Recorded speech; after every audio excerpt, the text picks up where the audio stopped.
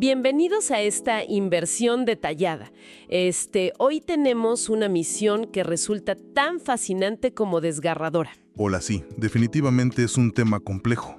Vamos a explorar la realidad oculta, lo que pasaba detrás de las puertas cerradas de una dinastía que durante mucho tiempo fue considerada la familia perfecta en el entretenimiento estadounidense, los Nelson. Un apellido pesadísimo en la cultura pop. Exacto. Y para armar este rompecabezas hemos estado analizando una retrospectiva muy reveladora. Son unos fragmentos específicos del canal de YouTube Fama Kids. Ajá, el video de ¿qué fue de los 4 hijos de Ricky Nelson? Ese mero. Y el objetivo central de nuestro espacio hoy es entender la carga psicológica tan brutal que implica heredar la fama. Es explorar ese desafío de intentar forjar una identidad propia cuando parece que el destino ya viene firmado y sellado desde la cuna. Es que es un tema que tiene muchísimas capas. Porque normalmente cuando la sociedad habla de heredar un apellido famoso, la narrativa automática es pensar en ello como un trampolín. Claro, se asume que es una ventaja absoluta, un pase VIP para todo en la vida. 100%. Pero la historia de los Nelson nos obliga a voltear ese concepto por completo. Nos muestra la otra cara de la moneda. O sea, ¿qué pasa cuando ese apellido tan célebre se convierte en una sombra tan densa que literalmente no deja pasar la luz para las nuevas generaciones? Te desdibuja por completo, como individuo. Así es, te borra. Ahora, para entender lo que vivieron esos 4 hijos, creo que es indispensable retroceder un poco y desempacar el fenómeno que fueron los padres y los abuelos. Es vital tener ese contexto. Porque basta con imaginar esa época idílica de los años 50 y 60 en la televisión. Había un programa que era un fenómeno cultural absoluto, The Adventures of Ozzie and Harriet. Que no era solo una comedia más. No para nada. Era el espejo donde toda una nación proyectaba sus aspiraciones. Representaba la estabilidad, el amor impecable, el éxito del sueño americano. Y el detalle que realmente vuela la cabeza y hace que esto sea tan particular es que David y Ricky Nelson, los niños de ese programa, no eran actores contratados. No estaban interpretando un papel. Exacto. Eran los verdaderos hijos de Ozzie y Harriet creciendo y madurando frente a millones de espectadores. Y eso lo cambia todo. O sea, no hay una separación entre la vida y el arte en ese escenario. Y lo fascinante y perturbador de esa dinámica es cómo la sociedad idealiza a estas familias hasta el punto de despojarlas de su humanidad básica. Porque el público no sentía que consumía ficción. Sentían que consumían una ilusión de perfección constante y real. Ricky Nelson creció atrapado dentro de esa inmensa pecera de cristal. Todo su desarrollo emocional fue televisado. Híjole, qué fuerte. Y claro, eventualmente él da el salto. Pasa de ser el adolescente encantador de la televisión a convertirse en un ídolo masivo del rock and roll. Estamos hablando de una histeria colectiva. Éxitos mundiales que definieron a toda una generación. Canciones como Hello Mary Lou o Traveling Man. Ricky tenía ese estilo relajado, esa voz súper suave y un carisma que simplemente conquistó al mundo. Un estrellato absoluto. Y la pieza que parecía completar este rompecabezas de perfección llega con su matrimonio. Christine Harmon. Exactamente. Ricky se casa con Christine, una mujer bellísima que además era hija de otro actor muy famoso y un ídolo del deporte. Era Hollywood casándose con Hollywood. La prensa enloqueció por completo. Era la continuación perfecta, la prueba viviente de que el cuento de hadas existía. Jóvenes, ricos, increíblemente talentosos.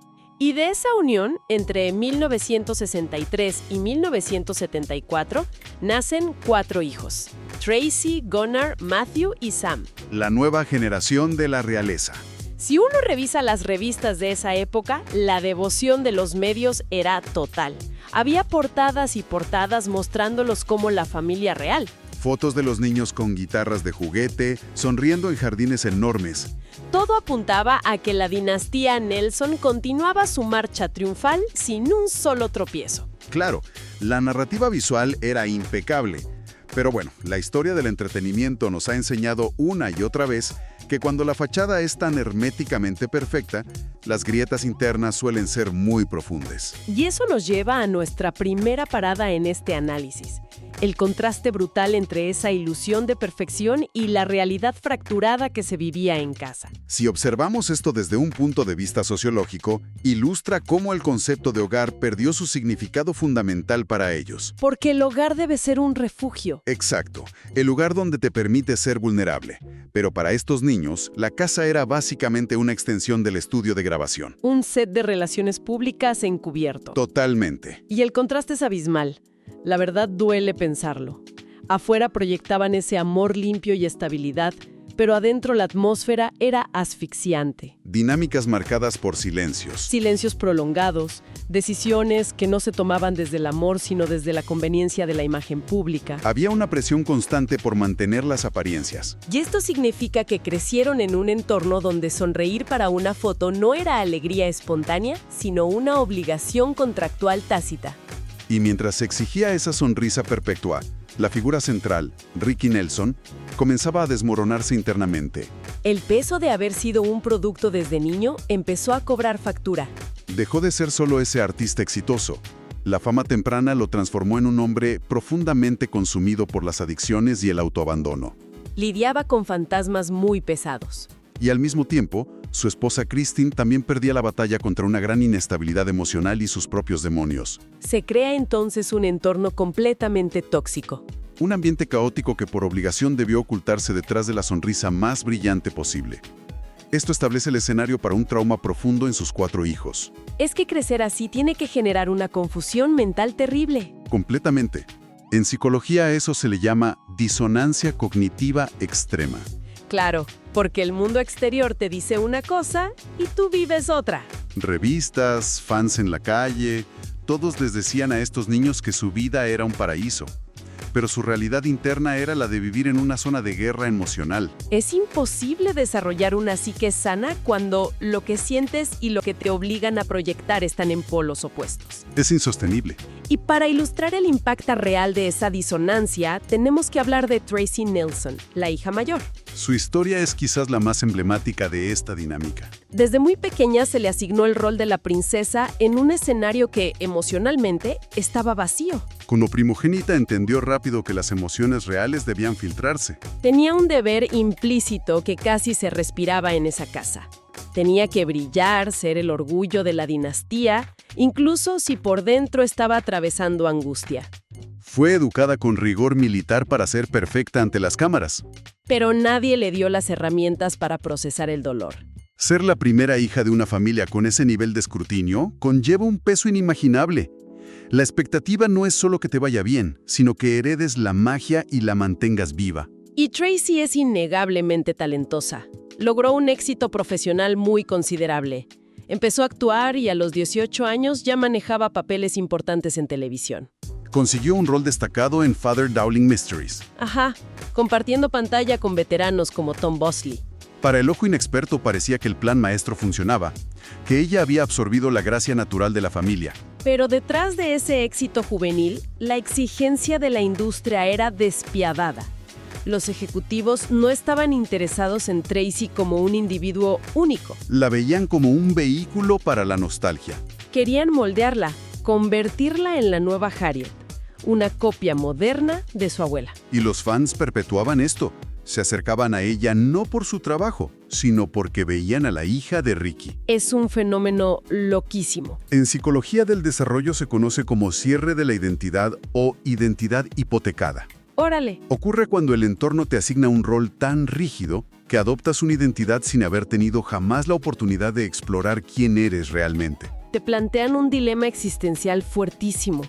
¿Cómo construyes tu propia esencia cuando millones ya decidieron quién debes ser desde antes de que aprendieras a hablar? Y lo más grave en el caso de Tracy es que mientras lidiaba con esta presión aplastante, al llegar a casa no encontraba ningún refugio.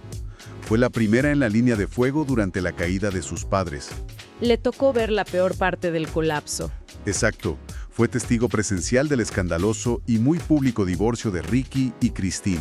Presenció los episodios de abuso, las adicciones y la caída de la imagen paterna. Cuando la separación se concretó, el daño psicológico en Tracy ya era profundo. Dejó de ser la niña bajo los reflectores para convertirse en una mujer joven intentando sostener los pedazos rotos de su familia en completa soledad. Y si toda esa carga emocional no fuera suficiente, hay un evento posterior que pinta de cuerpo entero la frialdad de este mundo. El diagnóstico de cáncer. Así es. Años más tarde le diagnostican cáncer, una noticia que paralizaría a cualquiera. Y ella logró sobrevivir a la enfermedad. Demostró una resiliencia y una fortaleza brutales. Pero la forma en que su entorno reaccionó a su lucha por la vida es escalofriante. Hay una frase de Tracy del material que analizamos, una declaración que es devastadora. Ella cuenta, y cito casi de memoria porque se te queda grabada, dice: nadie me preguntaba cómo estaba. Solo querían saber si volvería a actuar, si tenía fotos con mi papá, si aún seguía siendo la hija de Ricky. Esa frase lo resume todo. Es la definición de manual de la deshumanización absoluta que conlleva heredar una fama de ese calibre. El apellido Nelson dejó de representar a seres humanos. Se había transformado en un objeto inanimado, una marca registrada. La sociedad y la prensa no veían a una joven recuperándose de una enfermedad mortal. Veían una franquicia de la que querían seguir extrayendo entretenimiento. Queda clarísimo que el legado familiar no fue un escudo. Fue algo que la invisibilizó por completo. Es de una crueldad silenciosa tremenda. Ahora, si la experiencia de la hija mayor estuvo marcada por esa sobreexposición, la experiencia del hijo menor representa un contraste generacional gigantesco. Es como si hubieran crecido en dos familias diferentes con el mismo apellido. Exactamente. Hablemos de Sam Nelson. Sam nació en 1974, más de una década después que su hermana. Para cuando él empezó a tener uso de razón, el glamour intocable ya se caía a pedazos. El panorama era otro.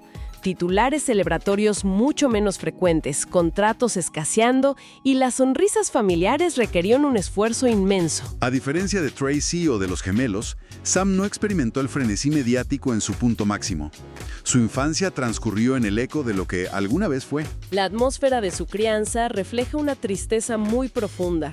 Se describe una casa con paredes tapizadas de discos de oro, pero con cuartos llenos de silencios muy pesados. Sam fue una especie de espectador silencioso, un testigo mudo del colapso de un imperio. Y el golpe definitivo, el punto de quiebre absoluto para Sam, llegó cuando solo tenía 11 años. Una edad donde no tienes herramientas para procesar una tragedia. Ocurrió el accidente aéreo de 1985 en el que murió Ricky Nelson. Y aquí la historia adquiere un tono de una soledad desgarradora por la desconexión entre lo que vivía el mundo y lo que vivía el niño. Mientras millones encendían velas y lloraban la pérdida de un ícono, Sam atravesaba una fractura emocional por razones muy distintas a las de los fans. Es una dicotomía que parte el corazón. Por el recuerdo del adolescente sonriente, sentían que perdían a un viejo amigo. Pero el luto de Sam era infinitamente más complejo. Él estaba de luto por un padre al que, debido a las giras y las adicciones, nunca llegó a conocer realmente. Su dolor no era solo por la pérdida del hombre que fue, sino por la pérdida de todo lo que nunca pudo ser. Ese accidente le arrebató la esperanza de construir algún día una relación genuina con su papá. Y las secuelas de quedar huérfano a los 11 años, bajo el cuidado exclusivo de una madre profundamente inestable, son devastadoras. Sam creció lidiando con un sentido de vacío constante, buscando su lugar en un mundo que idolatraba a su familia, pero que no sabía qué hacer con él. Hubo un intento de su parte de abrirse camino en la música, de seguir la tradición. Pero para cuando Sam lo intentó, la magia comercial del apellido ya se había disipado. Sus intentos pasaron desapercibidos. Es conocido a menudo como el Nelson olvidado. El niño tímido de la esquina en los retratos familiares, al que rara vez se le dedica tiempo. El caso de Sam subraya una verdad muy dura. La fama heredada es finita y volátil. No es un manantial inagotable. Cuando la luz de la estrella principal se apaga, los que orbitan en la periferia quedan sumidos en la oscuridad. Es una ironía trágica, porque mientras Sam habitaba en esa sombra, los hermanos del medio, los gemelos Gunnar y Matthew, se enfrentaban a una condena diametralmente opuesta. Una condena forjada por el mismísimo éxito. Es una ironía cómo la misma familia genera historias tan dispares. Llegamos entonces a los años 90 y al sorpresivo resurgimiento del mito familiar. Después de la tragedia, pocos apostaban por el apellido. Pero Gunnar y Matthew irrumpieron en la escena musical mundial con una fuerza impresionante. Formaron una banda llamada muy reveladoramente Nelson. Todo en ellos gritaba los años 90. Melenas rubias cuidadísimas, estética de rock melódico. Y lanzaron un sencillo que rompió esquemas, Love and Affection. Fue un fenómeno absoluto, número 1 en las listas. Por un momento breve pareció que lograron el milagro. Revivieron un apellido que parecía destinado a los libros de historia y lo colocaron en el epicentro de la cultura pop. Desde afuera se veía como el triunfo definitivo sobre la tragedia, la historia de redención perfecta. Sin embargo, el análisis del costo detrás de ese renacimiento comercial es abrumador. La industria musical no perdona. Detrás de las portadas sonrientes había un esfuerzo psicológico descomunal. Cuando entraban a grabar o subían al escenario, no eran solo dos chicos promocionando música. Cargaban con la gloria, la presión y la tragedia de múltiples generaciones. Las expectativas eran estratosféricas. No existía margen para el error. El público y los ejecutivos no les iban a perdonar un fracaso. Para ellos, hacer música nunca fue una elección libre o un pasatiempo de garaje. Era una continuación obligatoria, el negocio de la familia. Eran los herederos que debían mantener la fábrica funcionando. Y ahí entra la dinámica entre los hermanos. Aunque eran gemelos, procesaron esta olla de presión de maneras muy diferentes. Gunnar asumió el rol extrovertido. Era el portavoz, el que daba la cara en las entrevistas maratónicas, el que intentaba mantener el barco a flote cuando las modas empezaron a cambiar. Pero incluso Gunnar sentía el peso de la trampa. Sentía que la industria los trataba como reliquias vivientes, combinando nostalgia con exigencia comercial desmedida. Hay una reflexión de él brutalmente honesta. Confesó que nunca tuvieron la oportunidad de ser ellos mismos, que siempre fueron una extensión de la marca Nelson. Esa frase ilustra la aniquilación de la individualidad. Y del otro lado estaba Matthew. Matthew, siendo más reservado e introvertido, tomó otro camino.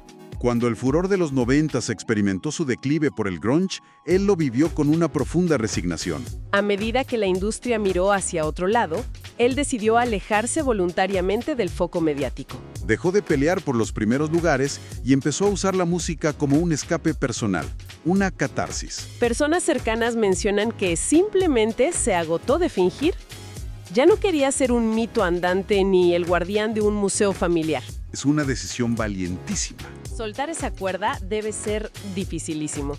Y esto nos trae a la realidad actual de los gemelos, que es una mezcla de nostalgia y resistencia. Hoy en día siguen tocando, pero en escenarios mucho más pequeños, íntimos. Se sostienen mutuamente, transitando juntos por un camino que irónicamente no eligieron al principio, pero que han decidido activamente no abandonar. Hay mucha resistencia admirable en esa elección. A pesar de que el apellido les abrió puertas y les cerró otras a nivel personal, siguen aferrados a las guitarras desde un lugar más honesto. Y lo hacen a sabiendas de que una gran parte del mundo siempre los filtrará a través de quienes fueron su padre y sus abuelos. Y creo que esa imagen es la síntesis perfecta del tema. Si analizamos a fondo el hilo conductor de estas 4 vidas, la conclusión es de una claridad aplastante. Totalmente de acuerdo. Para Tracy, Sam, Gunnar y Matthew, ser un Nilsson nunca fue un regalo.